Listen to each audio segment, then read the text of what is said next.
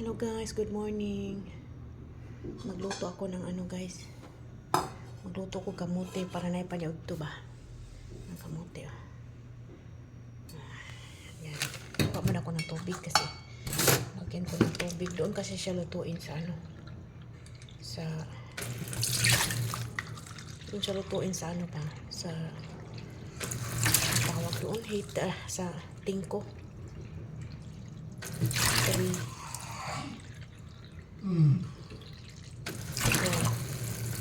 Apat lang siguro. So dito ko siya lutuin guys ang kamote. Yan. Lagyan siyang 4 na cup na. Yung 4 na cup na pang yung para sa bigas. So may na to siya. 2 cup din na tubig.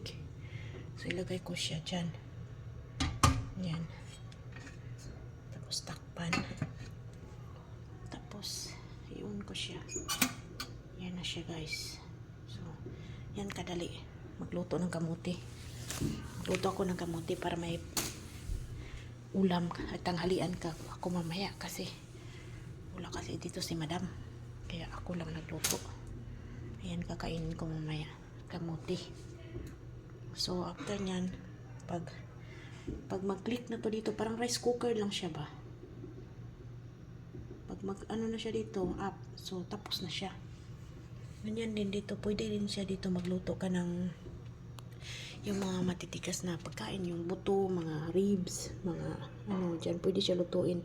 Pwede ka rin dito magluto ng sabaw. Yung maluto din siya dyan. So yan lang siya kadali. Kasi kasi kung gamitin ko tong stove dito, siya, masunog yung ilalim.